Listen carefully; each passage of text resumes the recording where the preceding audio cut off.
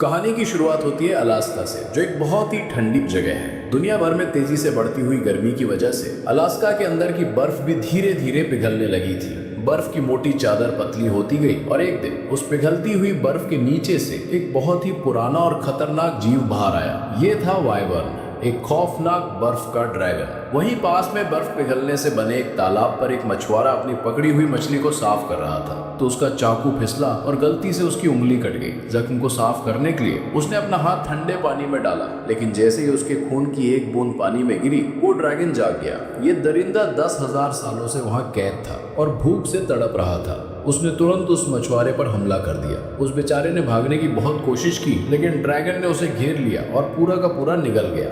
इस दर्दनाक हादसे से कुछ ही दूरी पर बीवर मिल्स नाम का एक छोटा सा शहर था। वहां सब कुछ बिल्कुल नॉर्मल चल रहा था। अलास्का में दिन और रातें बाकी जगहों के मुकाबले काफी लंबी होती हैं, जिससे बाहर से आने वाले लोगों को अक्सर परेशानी होती है। इन्हीं बाहर वालों में से एक था जेक। जेक पहले ट्रक ड्राइवर हुआ करता था, लेकिन अपने भाई की एक भयानक एक्सीडेंट में मौत के बाद उसने वो काम छोड़ दिया और अब एक कारपेंटर का काम करता था। इस वक्त जेक शहर के एक छोटे से रेस्टोरेंट में कुछ रिपेयरिंग का काम कर रहा था। जब जेक काम कर रहा था, तब वहां काम करने वाली एक लड़की क्लेयर उसे बड़े ध्यान से देख रही थी। जेक काफी देर से काम कर रहा था, तो क्लेयर ने सोचा कि उसे कॉफी ऑफर करनी चाहिए। वो कॉफी लेकर उसकी तरफ बढ़ी ही थी कि अचानक डेविड, जो शहर का एक जाना माना डॉक्टर था, बीच में आ गया। उसने क्लेयर के हाथ से कॉफी ले ली, ये सोचते हुए कि ये उसके लिए है, और क्लेयर से पूछा कि क्या वो उसके साथ डेट पर चलेगी। क्लेयर ने उसे मना कर दिया, जैसे वो पहले भी कई बार कर चुकी थी। डेविड थोड़ा बेइज्जत और गुस्से में फील करते हुए वहां से चला गया। बाद में क्लेयर ने जेक से माफी मांगी और बताया कि वो कॉफी असल में उसके लिए थी, पर अब तो वो गई। उसने जेक को खाना खाने को ऑफर दिया अगर उसे भूख लगी हो तो। जेक को वाकई भूख लगी थी, तो वो मान गया। डाइनर के अंदर जेक की मुलाकात एडना नाम की एक बुजुर्ग औरत से हुई। वो वहाँ की रेगुलर कस्टमर थी और हमेशा दो लोगों का नाश्ता ऑर्डर करती थी, एक अपने लिए और एक अपने पति के लिए। दुख की बात यह थी कि वो उसी मछुआरे की पत्नी थी जिसे अभी कुछ देर पहले ड्रैगन ने खा लिया था। एडना अभी तक अपने पति के गायब होने के गम से उबर नहीं पाई थी। क्लियर ने नोटिस किया कि जेक भी कुछ ऐसे ही दुख से गुजर रहा है।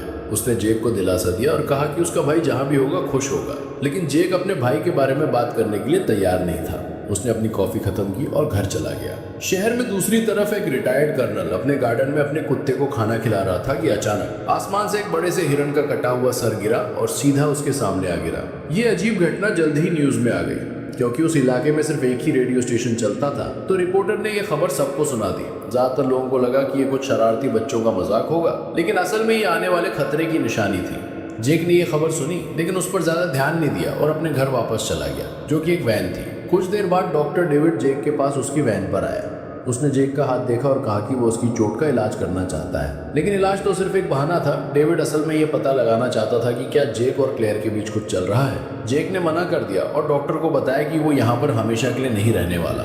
उसने समझाया कि जैसे ही उसके भाई के एक्सीडेंट का इंश्योरेंस पैसा मिलेगा, वो यहाँ से चला जाएगा। ये सुनकर डॉक्टर बहुत खुश हो गया। उसने जेक से कहा कि इलाज के पैसे देने की जरूरत नहीं है और अगर कोई और मदद चाहिए हो तो बता देना। वापस जाते वक्त डेविड जंगल के पास अपनी गाड़ी रोककर बाथरूम के लिए उतरा। जब वो बाहर था तो उसने ऊपर से एक जोर की आवाज सुनी।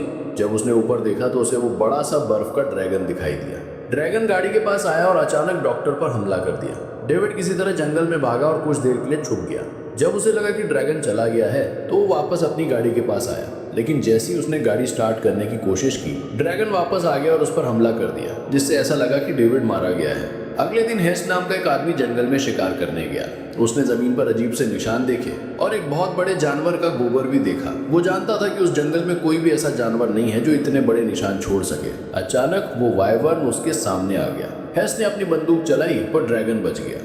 गोली की आवाज शहर के पुलिस ऑफिसर शेरिफ डॉसन ने सुनी, जो डाइनर के बाहर जेक से बात कर रहा था। वो दोनों आवाज का पीछा करते हुए जंगल में गए, जहां उन्हें हेस्ट मिला, जो बहुत डरा हुआ था। हेस्ट ने उन्हें बताया कि उसने आसमान में एक बड़ा सा मॉन्स्टर देखा है और वो मुश्किल से अपनी जान बचाकर भागा है। शेरिफ को उसकी बात पर यकीन नहीं हुआ। उसे लगा हेस्ट कुछ नशा करके बोल रहा है और उसने उसे स्टेशन जाकर स्टेटमेंट देने को कहा। लेकिन तभी जेक ने जंगल में कटा हुआ हाथ देखा। उसने उसकी शर्ट और घड़ी को तुरंत पहचान लिया। ये डॉक्टर डेविड का हाथ था, जिससे वो कल ही मिला था। शेरिफ कंफ्यूज हो गया और उसे समझ भी नहीं आ रहा था कि ये सब क्या हो रहा है। हेस्ट बार बार कह रहा था कि वो मॉन्स्टर बहुत खतरनाक है और सबको मार डालेगा।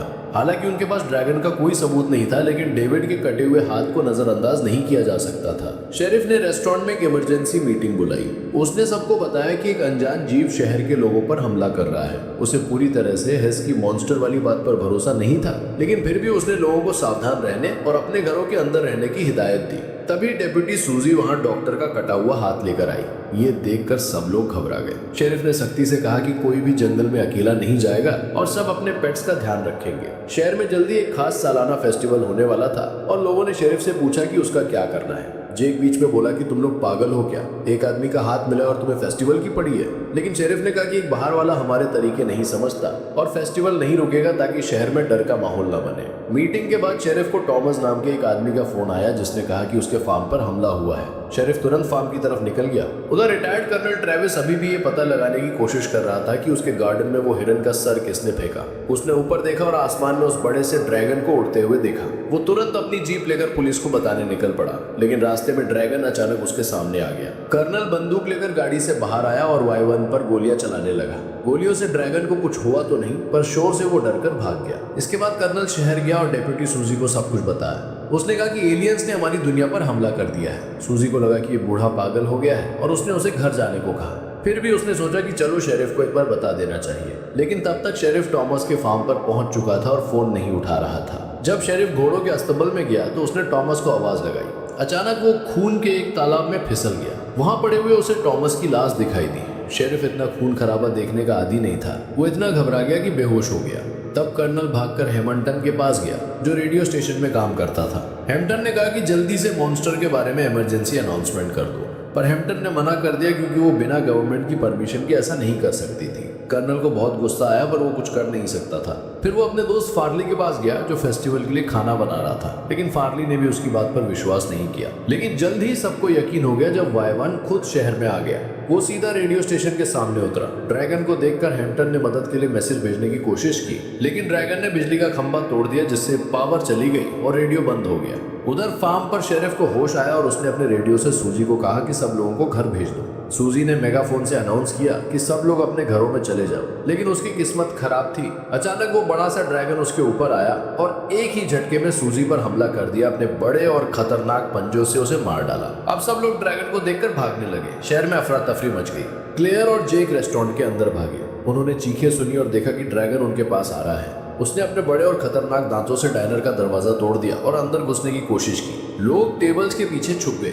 थोड़ी देर बाद ड्रैगन ने हमला बंद कर दिया और ऊपर उड़ गया ताकि शहर में दूसरे लोगों को पकड़कर खा सके। थोड़ी देर बाद हेम्पटन और फार्ली भी डाइनर में आ गए और सबको बताया कि वो खतरनाक क्रीचर लोगों को एक एक करके खाता जा रहा है। सबको ये बहुत अजीब लग रहा था। तब क्लेयर ने कहा कि शायद ये एक ड्रैगन है, पुरानी कहानियों जैसा। हेम्पटन ने उसे पागल कहा, पर हैस ने कहा कि हर देश में ऐसी रहस्यमयी ड्रैगन्स की कहानियां होती हैं। उसने बताया कि पुरानी कहानियों में एक वाइवर नाम का ड्रैगन था, जिसका जन्म नरक में हुआ था और वो बहुत भूखा रहता था। कहानी के मुताबिक शुरू में ये सिर्फ बुरे लोगों को खाता था, लेकिन बाद में इसकी भूख इतनी बढ़ गई कि इसने सबको खाना शुरू कर दिया। देवताओं के राजा ओडिन ने उसे बर्फ के एक पहाड़ में कैद कर दिया था।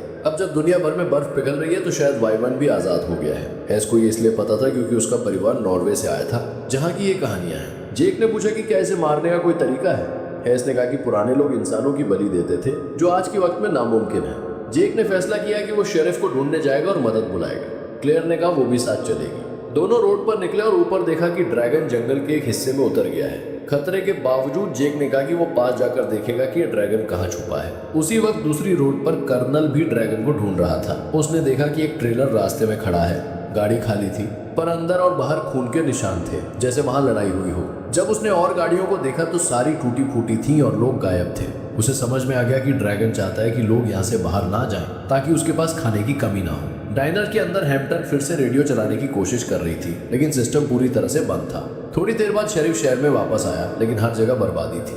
उसने मदद बुलाने की कोशिश की, लेकिन तभी ड्रैगन उसकी तरफ उड़ता हुआ आया था। फार्ली ने चिल्लाया कि जल्दी से डाइनर में छुप जाओ, लेकिन जैसे ही शेरिफ अंदर जाने लगा, ड्रैगन ने उस पर हमला कर दिया और उसे पकड़कर ले गया। तब तक जेक जंगल में पहुंच चुका था, जहां उसने ड्रैगन का घोंसला देखा, जो उसने आसपास से सामान तोड़-फोड़ कर बनाया था। उसने क्लेयर को पिस्टल दी और गाड़ी में रुकने को कहा। जब जेक आगे गया तो ड्रैगन ने गाड़ी पर हमला कर दिया।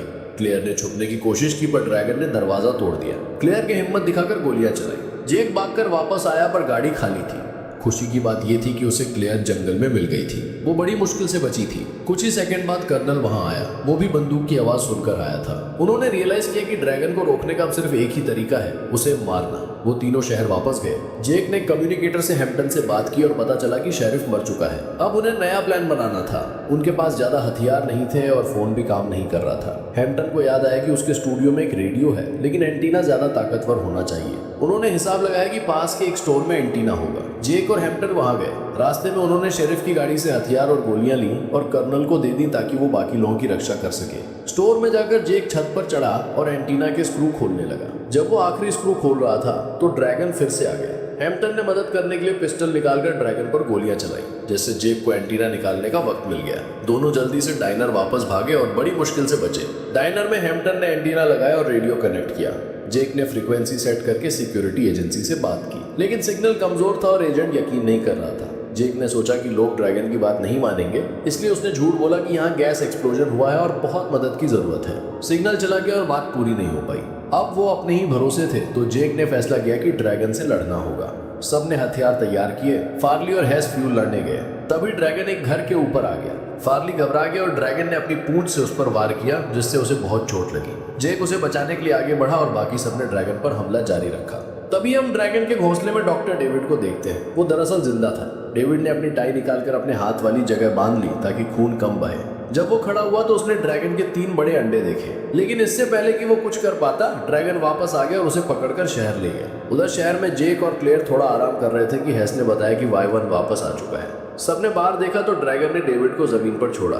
ये एक जाल था। वो चाहता था कि लोग उसे लेने बाहर आए। जेक जानता था कि ये ट्रैप है, पर वो डेविड को मरने के लिए नहीं छोड़ सकता था। वो उसे बचाने गया। जब ड्रैगन ने हमला किया तो जेक ने पिस्टल चलाई। हैस और कर्नल ने भी गोलियां चलाई। फार्ली ने घायल होने के बावजूद भागकर ड्रैगन का ध्यान भटकाया और ये प्लान काम कर गया। जेक ने डेविड को बचा लिया, लेकिन ड्रैगन फार्ली को पकड़कर अपने घोंसले में ले गया। थोड़ी देर बाद एक रेस्क्यू हेलीकॉप्टर आया, पर जैसे ही वो शहर के पास आया, ड्रैगन ने उस पर हमला करके उसे तोड़ दिया और पायलट को मार दिया। एक बार फिर शहर के लोग अकेले हो गए थे। डेविड, जिसकी आदत बहुत खराब थी, उसने अपनी आखिरी सांसों में बताया कि घोंसले में 3 अंडे हैं। अगर वो अंडे फूट गए तो और ड्रैगन्स पैदा होंगे और उन्हें रोकना नामुमकिन होगा। जेक ने कहा, हम जंगल जाएंगे और अंडों को खत्म करेंगे। उन्होंने एडना को वहीं छोड़ा और बाकी सब जंगल गए। वहाँ उन्हें एक पावर जनरेटर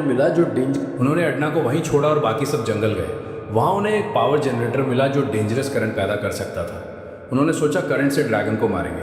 हैम्पटन ने जनरेटर सेट किया। सब तैयार थे, लेकिन जैसे ही जेक स्विच ऑन करने वाला था, ड्रैगन ने उन पर हमला कर दिया। प्लान फेल हो गया और हैस मारा गया। कर्नल अपने दोस्त को मरता देख पागल हो गया और अंडों पर गोलियां चलाने लगा। जेक ने उसे रोका और कहा कि अंडे अभी भी ड्रैगन को लुभाने के काम आ सकते हैं। रास्ते में उन्हें एक बड़ा कार्गो ट्रक मिला। जेक ने फैसला किया कि वो ट्रक को यूज करके ड्रैगन को जाल में फंसाएगा। उसने कहा वो ये अकेले करेगा ताकि क्लेयर सेफ रहे, क्योंकि अब वो उसे पसंद करने लगा था। जेक ने अंडे ट्रक में लोड किए और फुल स्पीड से ट्रक भगाया, हॉर्न बजाते हुए ताकि ड्रैगन पीछे आए। ड्रैगन जाल में फंस गया और ट्रक का पीछा करने लगा। उसने ट्रक को टक्कर मारी और फिर विंड स्क्रीन के सामने आ गया, जिससे जेक को कुछ दिख नहीं रहा था। रास्ते में एक बड़ा पहाड़ और गहरी खाई आई। जेक ने ट्रक को फुल स्पीड में खाई की तरफ दौड़ा दिया और आखिरी मौके पर ट्रक से कूद गया। ट्रक ड्रैगन और अंडों के साथ पहाड़ से नीचे गिरा और एक जबरदस्त धमाका हुआ। उस धमाके में ड्रैगन और उसके सारे अंडे खत्म हो गए। इस तरह वाइवर्न नाम का वो खतरनाक आइस ड्रैगन खत्म हो गया। शहर के बचे हुए लोग और क्लेयर जेक का इंतजार कर रहे थे। थोड़ी देर बाद जेक वापस आया और बताया कि खतरा टल चुका है। अंत में जेक ने फैसला किया कि वो अब कहीं नहीं जाएगा और क्लेयर के साथ इसी शहर में रुकेगा। यहीं पे मूवी की कहानी खत्म हो जाती है।